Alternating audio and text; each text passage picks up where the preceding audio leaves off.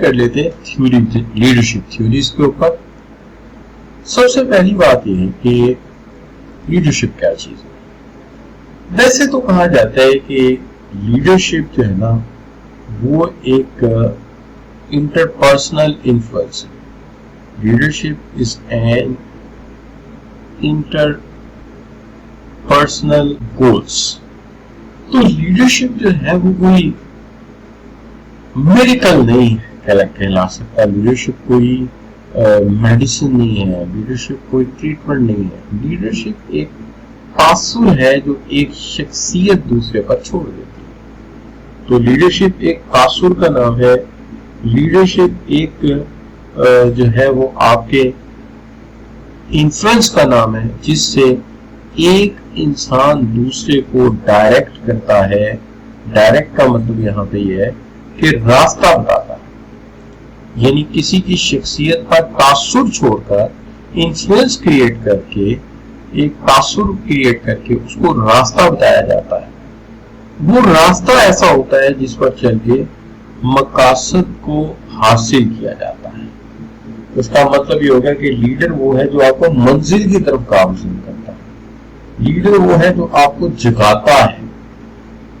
Leader वो है जो आपके अंदर एक नई रूह फूंक देता है, जिससे आप मुतासिर होकर एक नई मंजिल की तरफ गामज़न हो जाते हैं। तो leadership is an interpersonal influence directed towards achievement of goals.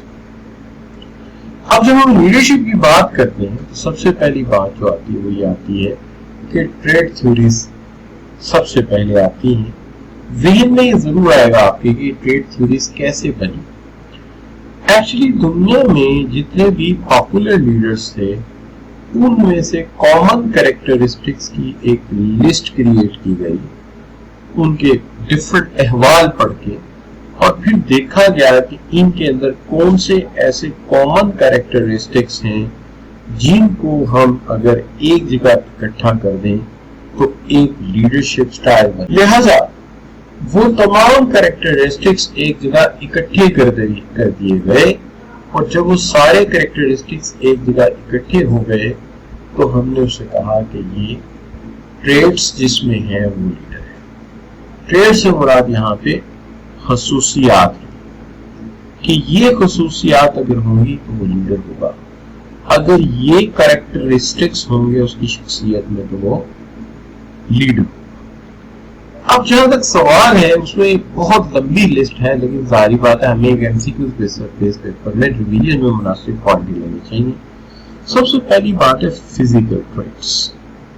देखने में ये आया है कि जो लीडर है उनके अंदर एनर्जी ज्यादा है दूसरों के, वो ज्यादा अच्छा अपीयरेंस रखते हैं और उनके अंदर ड्राइव भी ज्यादा पाई जाती है। जैसे अगर आज से 1400 साल पहले नबी वसल्लम इस दुनिया में आए तो 1450 पहले, तो उनके अहवाल अगर आप पढ़ेंगे तो आपको पता चलेगा कि उनका अपीयरेंस ऐसा था कि कहते थे सबसे दराज कामत को थे। जबकि फिजिकली मेजर करें ना अगर आप तो हजरत उमर फारूक रज़ी अल्लाह ताला अन्हु की जो हाइट है वो ज्यादा है, लेकिन ऐसा क्या है कि सबसे ज्यादा हाइट उन्हीं की लगती है। तो इसमें मुख्तलिफ मौजज़ात हो सकते हैं, लेकिन एक बात जो दुनियावी तौर पे हम जैसे हकीर लोग समझ सकते हैं वो ये है कि नजर उनसे हटेगी तो किसी दूसरे पर जाएगी ना, और जब नजर उनसे हटेगी ही नहीं तो मुआवजा कहां से होगा। This is the point. इसलिए सबसे बड़े वही लगेंगे, यानी ये हम जो आम सोच के लोग हैं उन्हें तो यही बात समझ आएगी ना कि भाई नजर हटती तो कुछ देख ले, नजर तो हटी ही नहीं, और जब हटी नहीं तो फिर मुआवजा कैसे होता। लिहाजा अपीयरेंस सबसे ज्यादा उन्हीं का मतलब था। फिर जाहिर बात है वक्त गुजरता गया, अल्लाह ताला ने जो है वो फिर आज के लीडर भी जाहिर हैं तो अल्लाह ताला ने सलाहियतें, उनके तो पैर की जूती भी नहीं है लेकिन बहरहाल सलाहियतें नहीं उनको। तो बहरहाल लीडर एक ऐसा होता है जिसमें एनर्जी और अपीयरेंस ज्यादा होता है। تو میں اگر بات کر لوں قائد اعظم کی، تو قائد اعظم کو اگر آپ دیکھو گے تو جو ان کا آخری پبلک گیدرنگ میں آنا ہے اس دن ان کو بڑا تیز بخار تھا، لیکن بہرحال لیڈر کی ایک عادت ہوتی ہے وہ اپنی ویکنس کو کبھی سامنے آنے نہیں دیتا. وہ شدید ٹیوبرکلوزس کے مریض تھے، سویئر قسم کی ٹیوبرکلوزس تھی، but he never showed the weakness to the others. He always keep the energy level high. وہ ماحول کو بڑی جلدی اڈاپٹ کرتے ہیں. اس کے اندر ایک جذبہ ہوتا ہے جس کو ہم انتھوزیزم کہتے ہیں، اور اس کے اندر ایک سیلف کانفیڈنس ہوتا ہے کہ جو میں کہہ رہا ہوں I know that. لیڈر میں سوشل ٹریٹس ہوتے ہیں، وہ تعاون بہت کرتا ہے، اس میں ٹیکٹ بڑا ہوتا ہے اور دوسروں کے ساتھ کرٹیسلی پیش آتا ہے. جیسے ابھی میں نے تھوڑی دیر پہلے مثال دی کہ قائد اعظم شدید بخار کی حالت میں تھے، بارش بھی ہو رہی تھی، لیکن انہوں نے اپنے فالوورز کو نہیں چھوڑا اور وہیں سے ان کی طبیعت خراب ہوئی. تو یہ بھی ایک چیز ہے، آپ سمجھ لو.